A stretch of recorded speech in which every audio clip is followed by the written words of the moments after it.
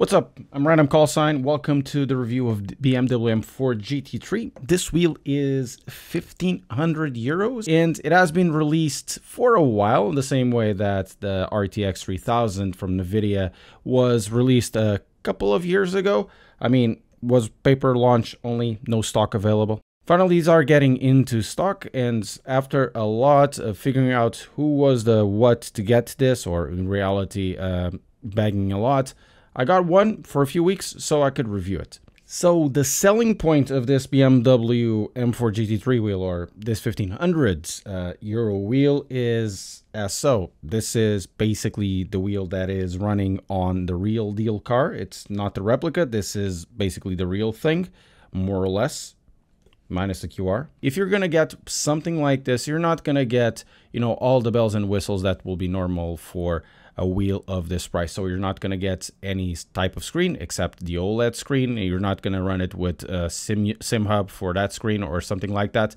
This is first and foremost an homologation wheel, an FIA grade wheel that you could use in a car. Essentially, it's not a replica, and the price basically says that much. But before going to the review itself, a word from today's sponsor, Exter. Sim racing content creation makes for a lot of cables, therefore I'm always trying to slim down the amount of cable spaghetti. You just need to look at this image. I also try to reduce the amount of clutter I have in my wallet.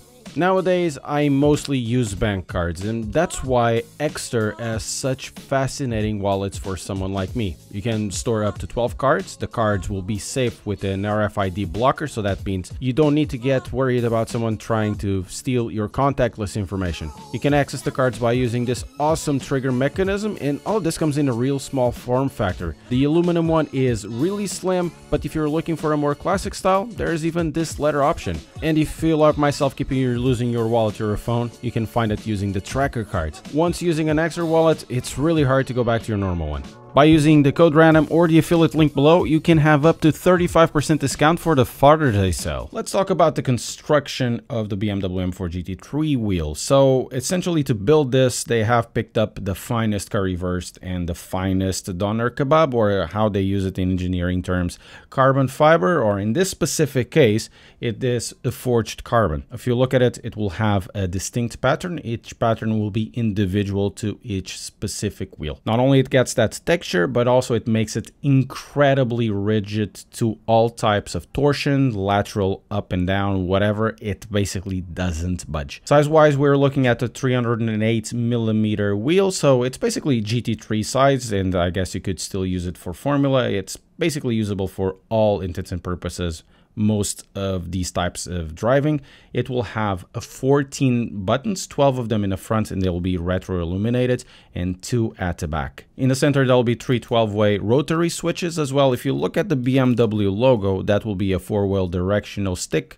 So if you want to put some things in there, you can do it. Also, this will be also the way you will be controlling your settings through the Fanatec software. In the back, you'll have a couple of clutches and also the paddles. However, these paddles are individually push-pull paddles. That means if you want to do a push pull on each side, you can do it individually. One side won't activate the other, or if you want to add an extra function at the back, you can also do that. The handles are covered in rubber. Fortunately, it's not Alcantara, but unfortunately, it's not my favorite, which is leather. And at the top, you'll have a couple of thumb rotaries with a very nice click. If you want to update this wheel, you have to do it through the included USB update cable. It won't work in wheelbase. You'll have to use that. This wheel is also on the heavier side. It's 1,700 grams, or if you use the inferior system, which will be an Imperial system, it will be 3.7 pounds. Since this wheel costs an arm and a leg, hopefully most of the money developed to it didn't go towards homologation. Fortunately, trying it out, it is obvious it didn't. Besides the rigidity, which is very, very good, it's basically doesn't move. It has, for me, the best buttons in business, best clickiness, and the best sound. This should be basically banned from YouTube because it's a mix of ASMR and porn.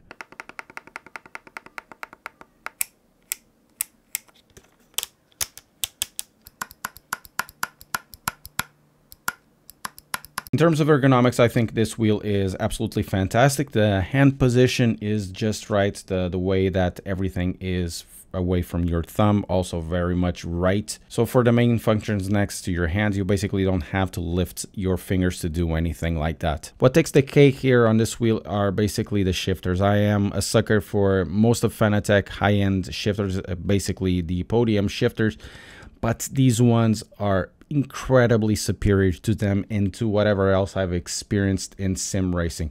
In terms of actuation, it is absolutely fantastic.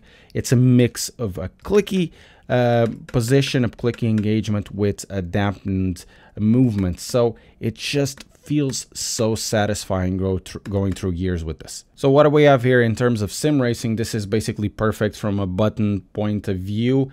And this wheel, I mean, in terms of construction, you can't really fault it, but except, of course, on the QR1, which is dated as it is. And when you are pairing QR1, which is already 100 euros, to something like this, it basically puts the wheel down a lot. Fanatec is saying that whoever buys this wheel will have a free upgrade to the QR2 whenever that comes out. Don't ask me, I don't know. Generally, I don't talk about Fanalabs in reviews as something essential since Fanatec's own software tends to cover most of the options. However, for this wheel, some of downsides like not having, shift lights, after all, that is on the BMW dash, can be mitigated by using the Fanalabs instead of the Fanatec own software, because you can basically change the color of each specific button, the ones that are retro illuminated, these 12, and you can also make them dynamically change according to RPM, according to speed, or whatever you want. You can change basically everything and you'll have multiple colors to change to. The usage of the wheel is fantastic, but first, a word of warning: this wheel is on the heavier side. That means you'll have to crank up the power of your wheel a little bit more. It works on 5 Newton meters, but I think for that case, it's gonna get into the point where it's a little bit too much for the CSL DD or the CSL Elite, at least on the 5 Newton meters. On the 8 Newton meters of the CSL DD or DD Pro, it should be fine. In the hands, the wheel feels extremely comfortable. The way it is molded, it just follows the natural rotation of the hands. At longer sessions, it continues to be comfortable. There's no waking from the arc of the thumbs or with the fingers when shifting. All the buttons positions are instinctively known, and it's always at a very quick movement away from your thumb. The thumb rotaries will work, a little bit differently from what I'm accustomed to and probably everybody else, because in the case of this, something like a Mazda GS or the podium wheel from Fanatec, you just use the thumb. Anyways, I'll have the V2 version of this very soon, so subscribe to keep up to date as I will be doing the review. Other than that, the wheel is extremely traditional in its design. The button travel is super short, but with a hard actuation. The center area is also very usable. The rotaries are fantastic to use, and the 4-way D-pad has also an extremely good switching feel. Buttons wise, in my opinion, this wheel has the best out there. They are very stable, they are very satisfying to use, and they have an extremely good pressure level. Let's talk about cons, and there are a couple of them besides the price, and of course it has to be with the QR1. It's not that the QR1 is bad per se. It is decent, it does its job.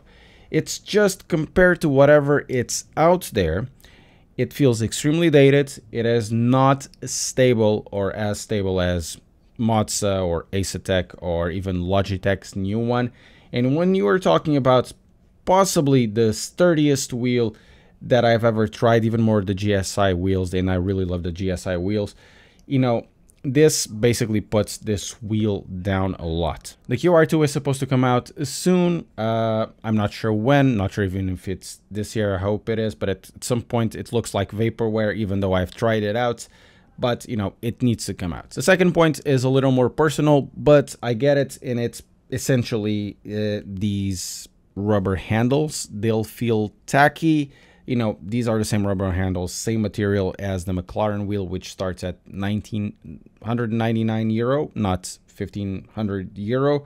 But still, I get it. This is to be used on the real car. Real drivers will use gloves over this, so it doesn't really matter if it feels tacky in the hands. It's 1,500 euros, and let's be honest, it doesn't have that value for sim racing. It doesn't have screens for sim racing. It is very much Spartan in terms of utilities for sim racing, even though that Fanalabs helps.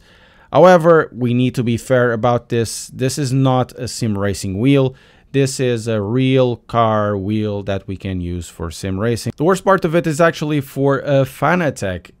You look at this and you look at the rest of Fanatec wheel roster, it basically makes everything on that roster look mundane. But anyways, I'm looking to hear from you. Let me know your opinions about this wheel and if you ever tried it and what you think of it. And also a big thank you to all the members of this channel who make all of this a possibility. And if you want to help this channel out, why not become a member?